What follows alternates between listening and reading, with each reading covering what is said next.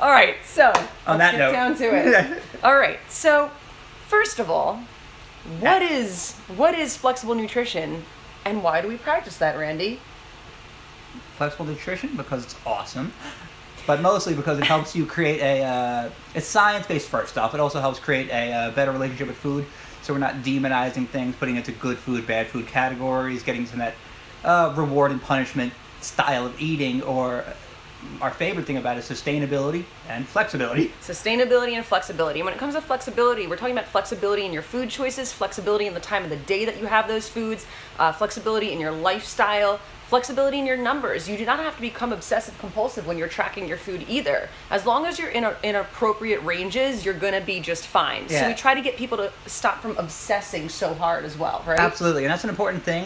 When we write up the numbers, and listen, we're all human. We don't like to read all the way, but a lot of times we put on their ranges. So if I write up 150 carbs for somebody, for the most part, what I mean is let's get between 135 carbs to 145 carbs. Yes. Should every day be at low or the high end? No, but at the end of the week, it should come out Weekly averages, right? weekly averages. Weekly averages. Don't get too fancy or manipulate that too hard, but Yes, you do not have to eat one almond to hit your fat for the day. Please don't be doing that.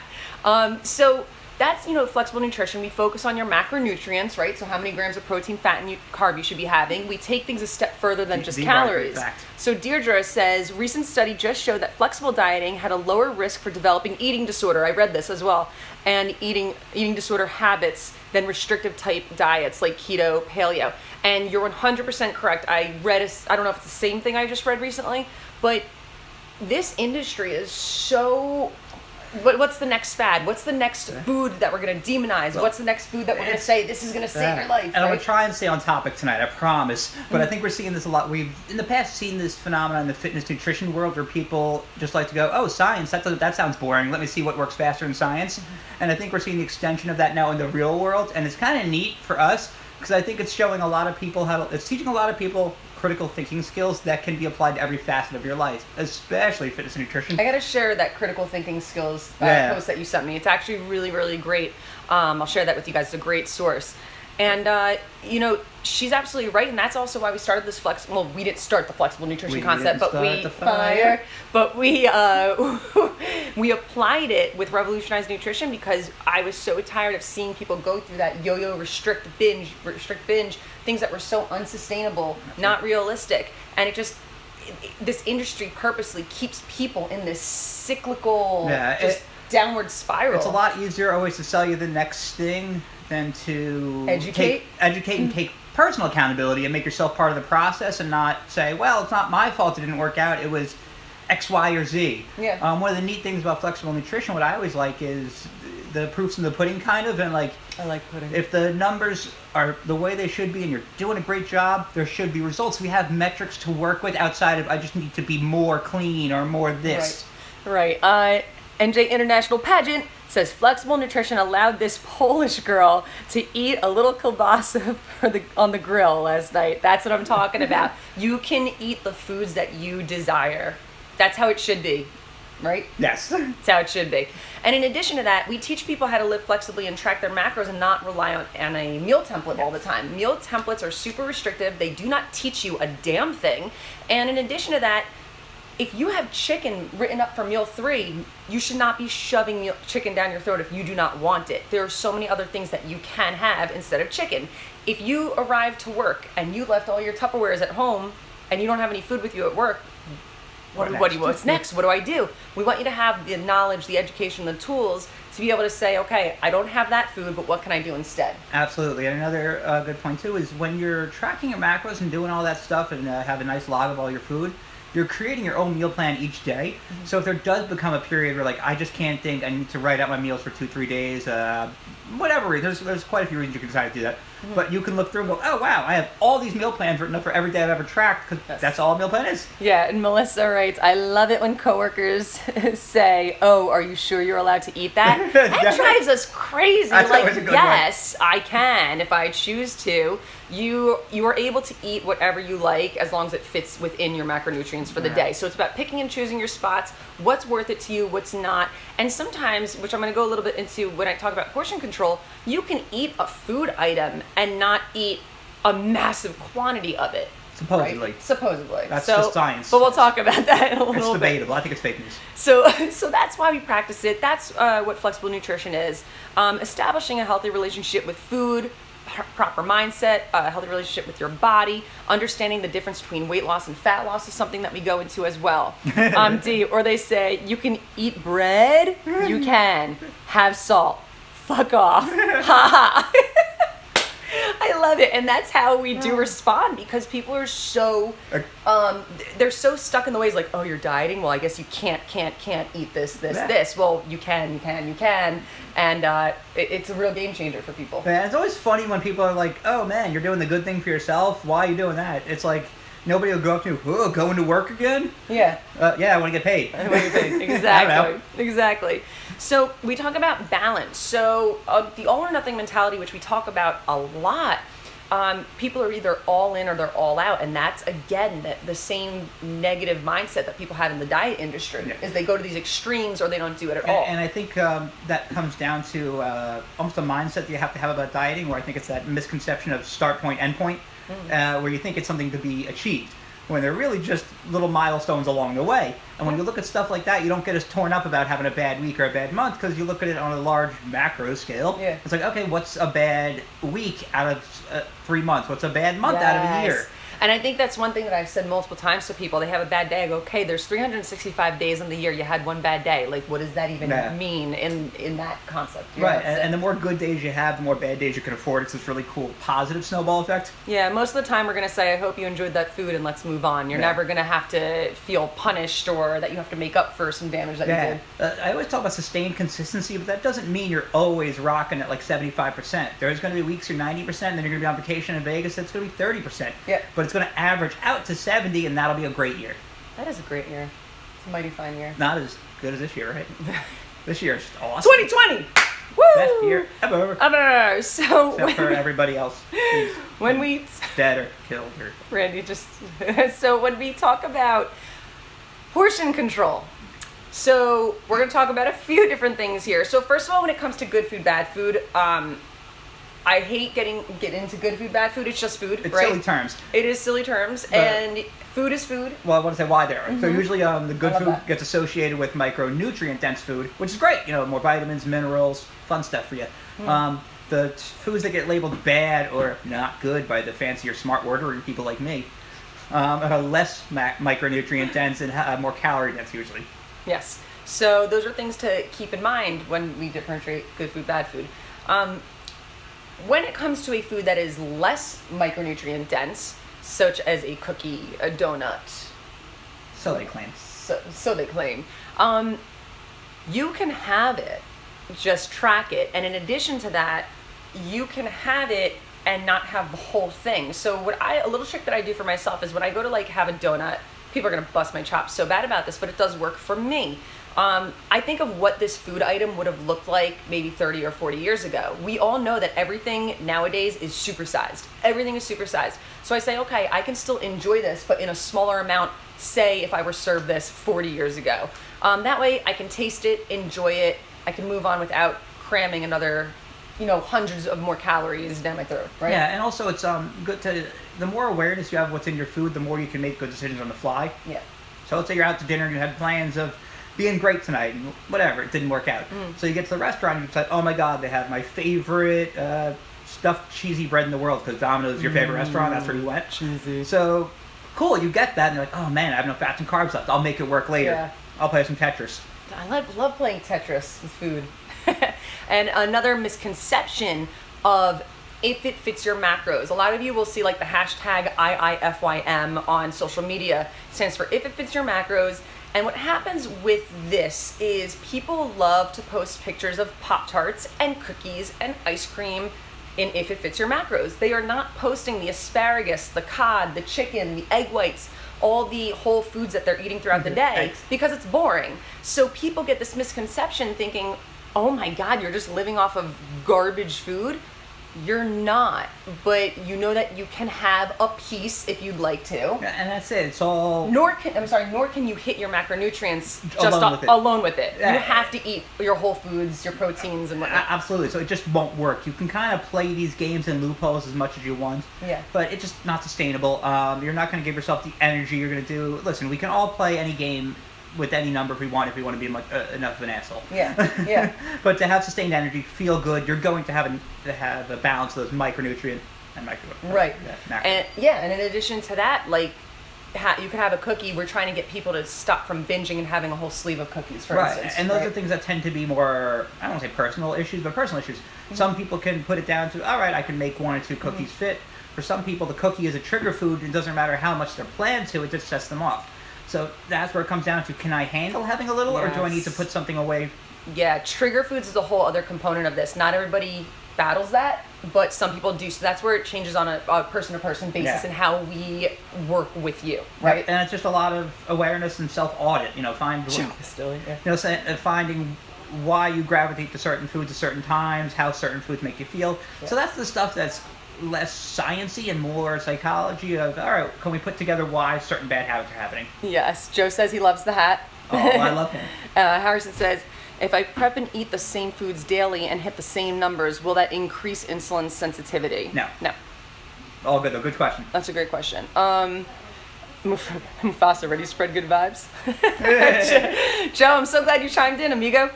So when it comes to more like portion control, now, hold on, I'm falling off of here. And that's a funny question. I'll go. Start with portion control on.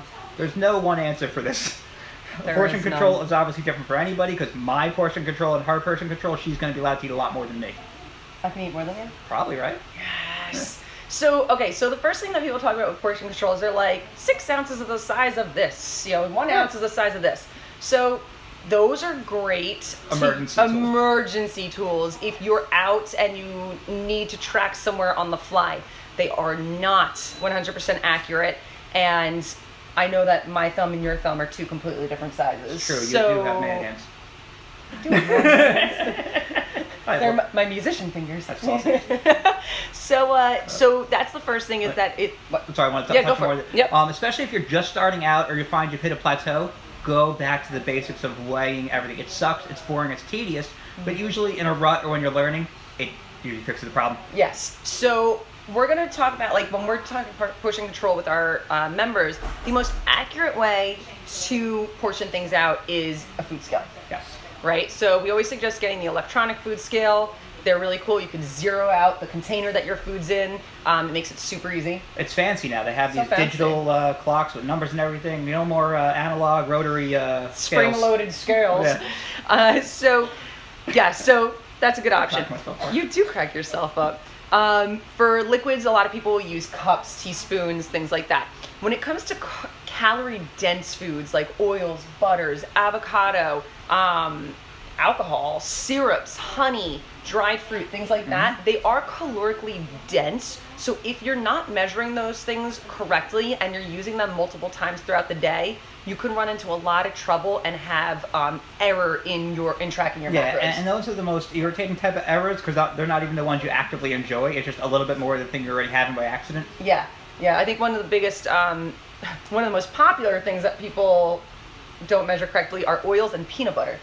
And I know a lot of you guys. I think peanut butter comes more down to just honesty with yourself, and oil comes down more to not paying attention. Yeah. The oil, it's like, I just used a little bit. I'm like, what does a little bit mean? Peanut butter means I either had a bad night and didn't want to tell you. Yeah. Peanut butter, when you're measuring things out, make sure you use something like a flat-edged object, like a knife, and you actually do... Not your mouth. It's not your mouth. A tablespoon and not a heaping tablespoon, because, again, they're calorically dense, and those calories add up very fast. But if you eat it before it makes it to the scale, I don't believe the macros count. Science. Yeah. I can't verify that, though. I just really hope you guys can read through the sarcasm. What's sarcasm? What's sarcasm? What are you talking about? When it comes to oatmeal and like cooked cereals. Sorry, do you want to go into a little more bite with some taste and like so on that? Just talk about how it could rack up a little bit. Yeah, so like oils, marinades, things like that. We call it bites, licks, and tastes, or BLT for short. It's where having those little bites or the little lick or the taste, the overmeasured, those things, when you're doing it throughout the day, add up significantly. I have done that in the past numerous times, and I would wonder, why am I stuck at maintenance? And I'd yell It every day. can't be my fault. Is it the half-eaten Quest bar in your Must pocket? be the protein. It must be the program. So you have to have that reality check with yourself and realize, okay, am I sneaking more calories in throughout the day than I realize just from like mindless snacking? If you find yourself for breakfast having Chinese or pizza more often than not, may be an issue. Not saying it is, but may. Oatmeal cooked cereals. We prefer using like a dry. You could use a cup, dry measuring cup. Fruits and vegetables. Most people we recommend It'll get too weighing. sticky if it's wet measuring cup. Such an ass. And I can't read it.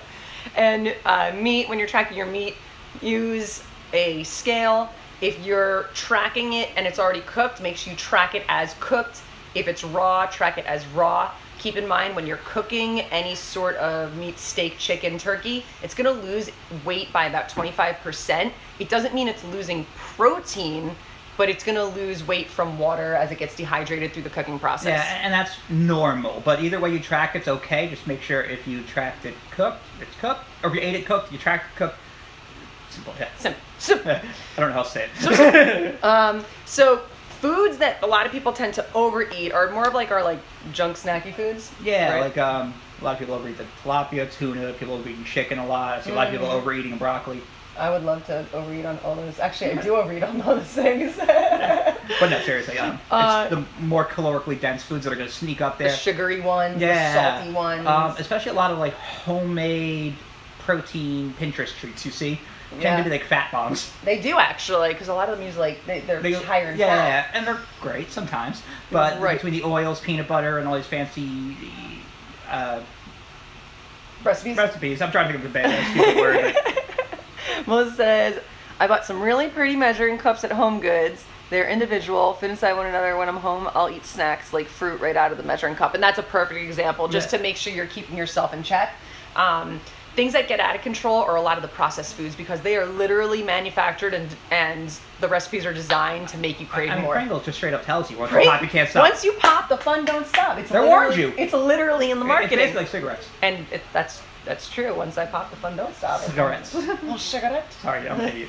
Continue. So things like ice cream, gelato, frozen yogurt, cookies, crackers, chips, like those damn Doritos we talked about a few weeks ago. A good trick too, because I find a lot of side dishes tend to be the foods we overeat on. When you're eating a big meal, try to knock out your protein first and fill up on the protein. So even if you do want to go mindlessly eat the other stuff, you're just not as hungry. Yes. Shredded cheese is on the list as one of the top overeaten foods. We've all walked into the fridge at 3 a.m. confused for a bag of cheese, right? Emily has. I don't know if you know that story. Peanut butter, nuts, get out of control. Don't get nuts with the nuts. Especially like the salted, you just can't stop. And damn salted nuts. Damn salted nuts and the guacamole. I don't know about you guys. I think I put a serving size of guacamole on one chip. And it costs extra. And it costs extra. It does cost extra for guacamole. So those are just things to keep in mind. Make sure that you're portioning those things out because they are literally designed to keep you wanting to eat more. Tacos! Paul says tacos are addicting. You can't stop. It's true. So a lot of like with the processed foods, can you incorporate them into your diet? Yes, you can. Just be smart about it. Be mindful. See if it's worth it to you or not. And in addition to that, single serving it out. Like I told you guys about the Doritos a couple weeks ago. Put those in individualized baggies. Whatever you need to single serving and put in Ziplocs or containers, do that to keep you sitting and mindlessly eating out of almost a bottomless bag. What would feel like a bottomless bag. Well, that's it. Sometimes you have to kind of be real with yourself and have a very serious talk and be like, am I responsible enough to have this responsibility of having a whole bag in front of me? And sometimes the answer is no. I can't do it. Paul also says the sourdough pretzels. Yes, those are great. The honey mustard ones too. Oh my God. My dad. Those are good. Those honey mustard He nuggets. can't stop. The nuggets. Give me the nuggets. Any good questions before we go to the next? So, any questions? I actually really hit everything. You know, the all or nothing mentality, just having a healthy relationship with food, establishing proper behaviors. I did a live stream on behaviors a couple weeks ago. You could probably pull that up on our YouTube. I think it's there. If it's not, and you guys are interested in establishing healthy behaviors, let me know. I can always redo that for you guys. And what's that? Spread exempt from all calories. I don't know what Biscoff spread is. I'd have to. Is that the hazelnut spread? I'm unfamiliar with that one. I'm going to be totally honest. Shoot us a with you. DM. Yeah, shoot us a DM, Melissa. And if you guys have any other questions, please feel free to chime in. We really told you guys a lot of information tonight. If you have other questions about this topic, or if you have a topic that you would like us to touch on next time, please tell us. And as well as we're planning on having more guest speakers come on in the coming days and weeks. Yes, guest speakers are to come. So if there's any specific experts, topics you'd like to hear from, let us know. Yeah. We want to hear from who you want to hear from. Yeah, and if you guys know of somebody that you think would be great on our show, send them over. What are your thoughts on having fruit every night? It's been my recent kick. I've been doing it also, especially with the hot weather. I have an apple every night with some peanut butter. I save my fats for that and my carbs for that. Do if you need a doctor, he won't go near you. Oh, an apple and bank is the doctor. Right, away. but what if you need him? Science. Yeah. So fruit is honestly totally fine if you have room in your carbohydrates for the day. Your fruit is going to be a pure source of carbohydrate. You can absolutely enjoy that.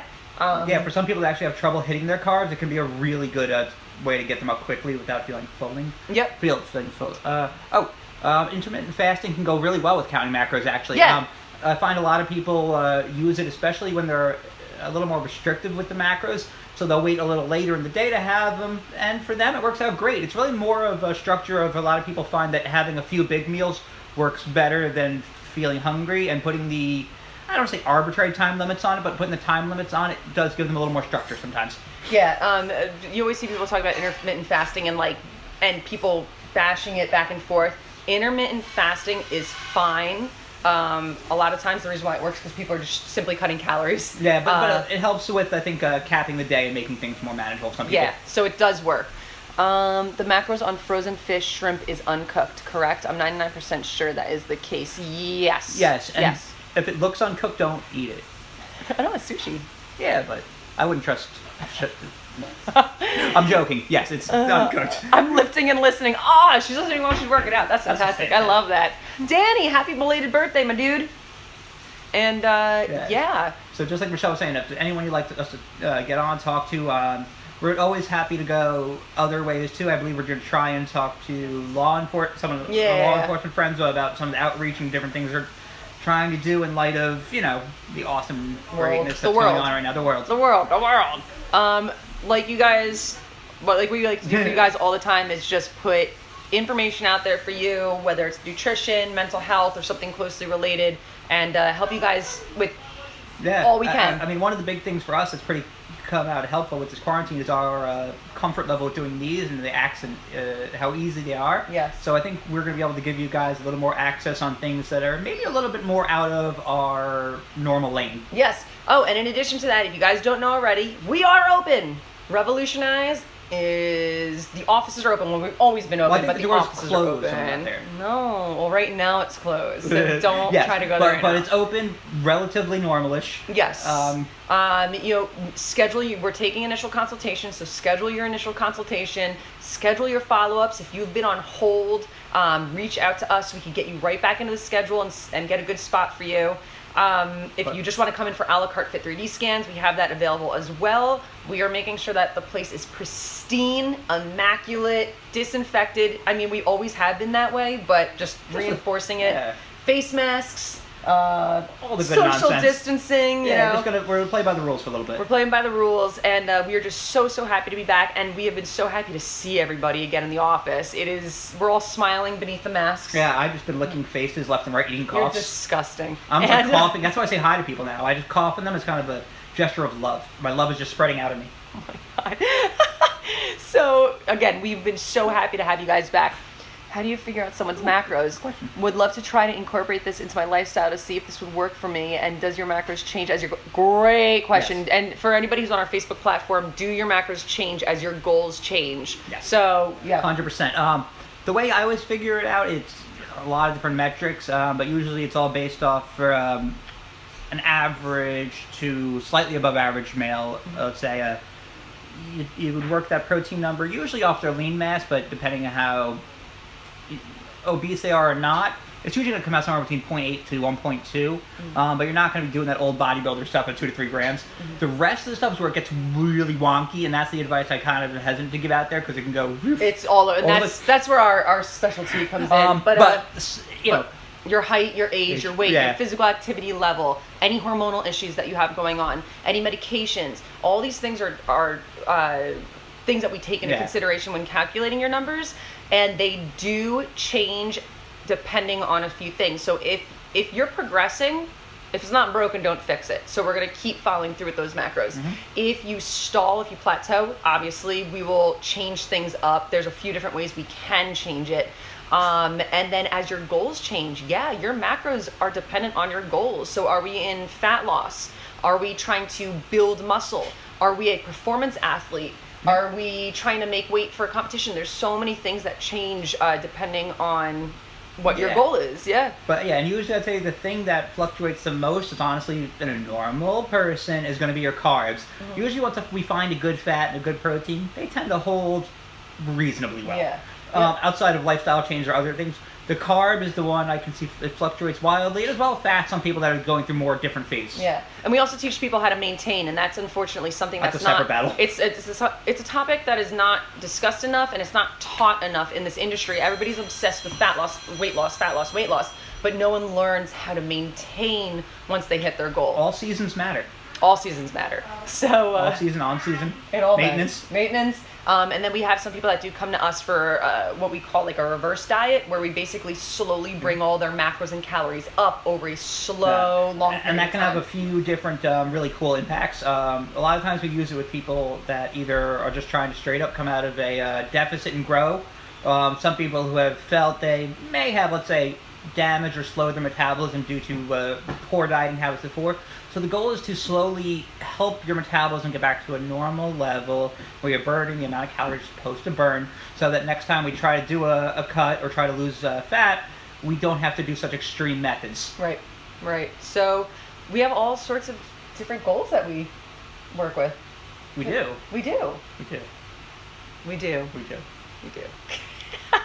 Let's see if there's anything here.